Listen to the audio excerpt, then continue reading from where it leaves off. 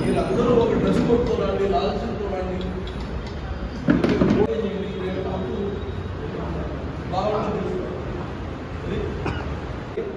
మనవాళ్ళు వచ్చేప్పటికి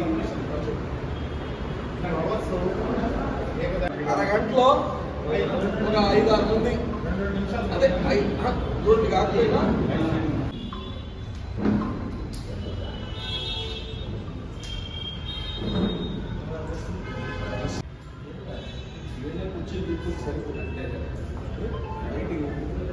రేపు నెల్లూరు నగర నియోజకవర్గం మరి నెల్లూరు రూరల్ నియోజకవర్గానికి సంబంధించి ముస్లిమ్స్ మైనార్టీల ఆత్మీయ సదస్సు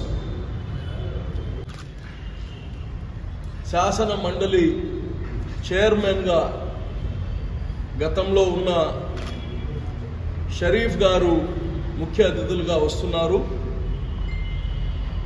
మరి నెల్లూరు నగర నియోజకవర్గ ఇన్ఛార్జ్ పొంగూరు నారాయణ గారు, మరి రూరల్ నియోజకవర్గ ఎమ్మెల్యే కోటంరెడ్డి శ్రీధర్ రెడ్డి గారు, వీళ్ళిద్దరు ఆధ్వర్యంలో రేపు ఈ సదస్సు జరగబోతుంది. దీని ముఖ్య ఉద్దేశము మైనార్టీల అభ్యున్నత, సంక్షేమంలో కావచ్చు, ఇట అభివృద్ధిలో కావచ్చు. గతంలో ఉండే ప్రభుత్వం, తెలుగుదేశం ప్రభుత్వంలో మైనారిటీలకి ఏం చేయగలిగాము, జగన్మోహన్ రెడ్డి గారు ఏం చేస్తానని చెప్పారు, ఏం చేశారు, మనకు నిజమైన మైనార్టీల అభివృద్ధి కోసం పాటుపడేది తెలుగుదేశం పార్టీయా, వైఎస్ఆర్సీపీ పార్టీయా, ప్రజలకు తెలియజేస్తున్నాం. గతంలో ఆడబిడ్డలకి మీ అందరికీ తెలుసు, సామూహిక వివాహాలు జరిగేది. ఒక కళ్యాణ మండపంలో ఒక 50 మందికి పెళ్లిళ్ళు ఒకేసారిగా చేసేది. వాళ్ళకి చిన్న చిన్న సామాన్లు ఇచ్చి అనేక మంది అలాగ పెళ్లిళ్ళు చేసుకోవడానికి ఇబ్బంది పడేవాళ్ళు.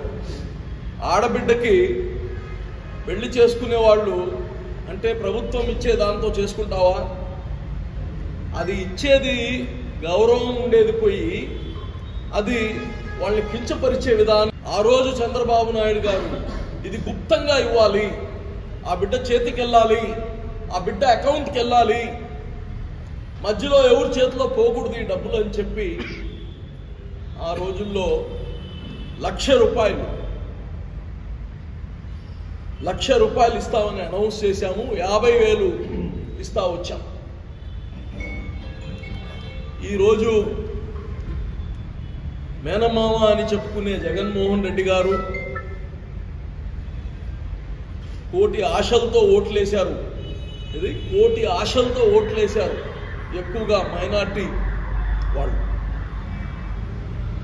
ఆడబిడ్డలకు పెళ్లిళ్ళకి డబ్బులు లేదు కదా, కనీసం వాళ్ళకి రక్షణ లేని స్థితిలో ఉంది రాష్ట్రంలో. రక్షణ మీకు తెలుసు, ఈయన ప్రభుత్వంలో హుకుం జారీ చేస్తే ఎవరైనా ఏ పనైనా చేయాల్సిందే. పోలీస్ కాదు, ఇతర యంత్రాంగం కాదు, ఎవరైనా.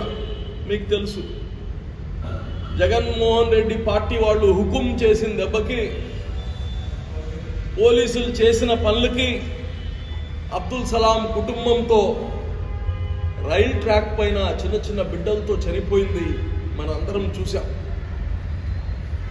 వాళ్ళని పరామర్శించిన విధానం కానీ చూసాం. చంపేశాడు అన్నట్లేదండి, వాళ్ళని పరామర్శించిన విధానం.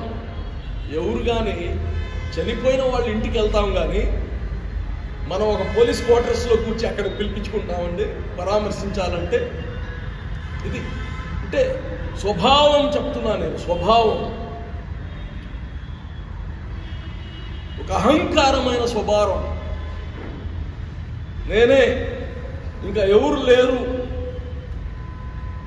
ఇటువంటి స్వభావం. అలాగనే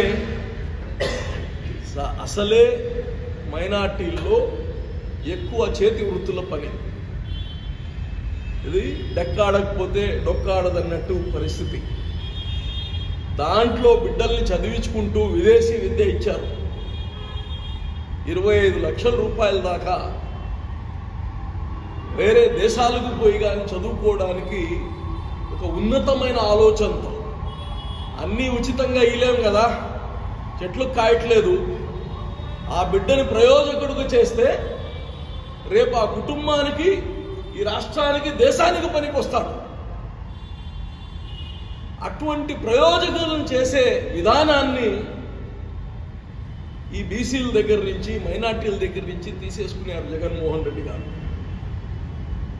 అదొక పైశాసిక ఆనందం.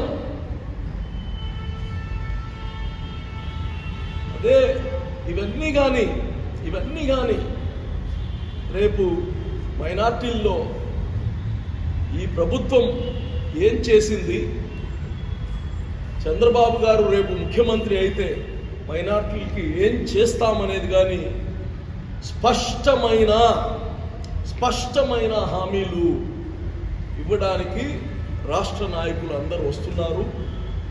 దీని ద్వారా ఈ యొక్క సామాజిక వర్గానికి చైతన్యం చేయడమే ఈ మీటింగ్ యొక్క ముఖ్య ఉద్దేశం.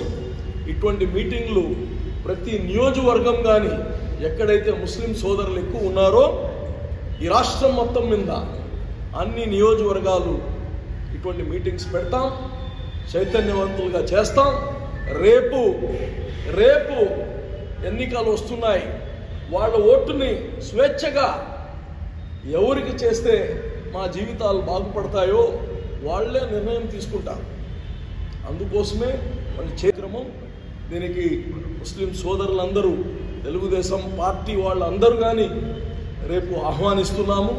నెల్లూరు రూరల్ నియోజకవర్గం మరి నగర నియోజకవర్గం నుంచి అందరు రావాల్సిందిగా కోరుతున్నాం. అదేవిధంగా సాయంత్రం ఈ సామాజిక వర్గంలో ఉండే స్టేక్ హోల్డర్స్, డాక్టర్స్ కావచ్చు, ఇంజనీర్లు కావచ్చు, లాయర్స్ కావచ్చు, వ్యాపారస్తులు కావచ్చు, ఎవరైతే ఈ రాజకీయాలకి అతీతంగా వాళ్ళ యొక్క ఆలోచనలు కానీ తెలుసుకొని ఈ సామాజిక వర్గానికి ఏం చేస్తే బాగుంటుంది అనేది కానీ వాళ్ళతో ఒక చిన్న గెట్ టుగెదర్ పెట్టి వాళ్ళ యొక్క ఆలోచనలు కానీ తీసుకొని చంద్రబాబు గారికి అప్డేట్ చేస్తాం.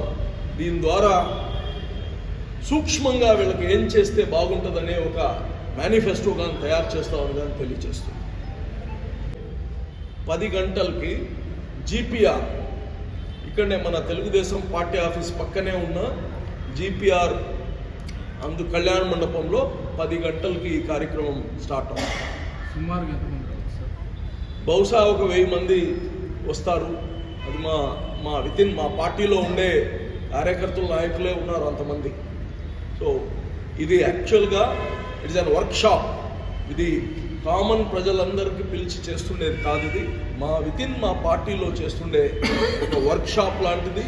ముందు మాకు తెలవాలి, మా కార్యకర్తలకు తెలవాలి ఏం చేయబోతున్నామనేది, ఏం చెయ్యాలనేది. కాబట్టి ముందు ఇట్స్ ఏ వర్క్షాప్ ఇది. దీనిలో అందరితో వాళ్ళ ఆలోచనలు కానీ తీసుకొని చర్చించి ఒక మంచి డిజైన్ చేస్తాం.